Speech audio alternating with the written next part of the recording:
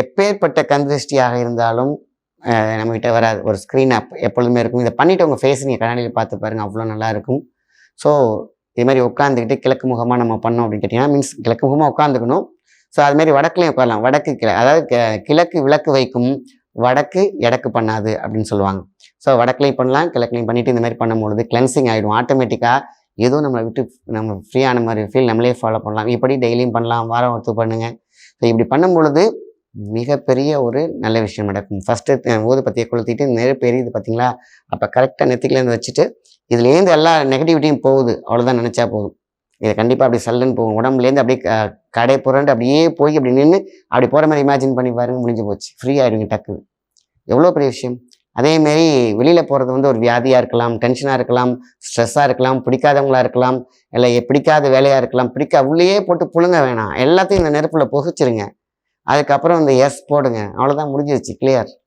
எவ்வளோ பெரிய சிம்பிளான வேலை. நம்மளே கிளென்ஸ் பண்ணிக்கிற ஒரு விஷயம். நம்மளை கிளென்ஸ் பண்ணிக்கிட்டோம், நம்மளை தொடச்சிட்டோம், நம்ம பியூரிஃபை பண்ணிட்டோம், நம்மளை பெருக்கிட்டோம் அப்படின்னாக்கா எல்லா சக்திகளும் உருமாறி எக்ஸ்ட்ரீம் பவர் பாயிண்ட்டாக நமக்குள்ளே வந்து நிற்கும்.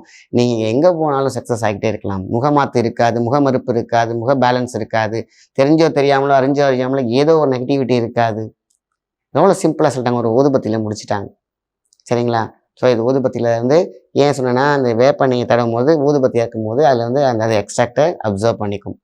ஸோ அதை வந்து வேப்பெண்ணெயில் பண்ணால் அவ்வளோ நல்லது. சரிங்களா? அதனால் நமக்கு எந்த நெகட்டிவிட்டியும் உடைச்சிட்டு நல்ல விஷயங்களை நம்ம தேடி போய்கிட்டே இருந்தோம்னு கேட்டிங்கனாக்கா வாழ்க்கையில் வெற்றி பெறலாம். வாழ்க்கையில் மிகப்பெரிய வாட்டம்னா நம்ம தொடச்சிக்கிட்டே இருக்கணும். நம்ம க்ளீன் பண்ணிக்கிட்டே இருக்கோம். நம்ம வந்து காலையில் எழுந்திரிச்சோன்னா டெய்லி குளிக்கிறோம்ல, அந்த மாதிரி தான் நம்மளை கிளென்ஸ் பண்ணிக்கணும். போன மாதம் தானே நான் கிளென்ஸ் பண்ணிக்கிட்டேன், போன மாதம் தானே நான் அதை அங்கே ரெடி பண்ணேன்.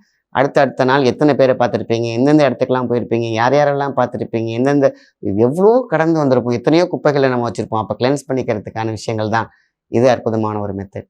சரிங்களா? இது அந்த காலத்தில் செஞ்சு கையாண்டு நம்ம ஸ்பெஷலாக இருந்த விஷயந்தான். நம்மகிட்ட இருக்கக்கூடிய எப்பேற்பட்ட தீய சக்திகளையும் கந்திருஷ்டிகளையும் நாமே கிளென்ஸ் பண்ணிக்கக்கூடிய விஷயம்தான் இந்த மெத்தட். நல்ல விஷயத்தை மற்றவங்களும் ஷேர் பண்ணுங்கள். நன்றி, வணக்கம்.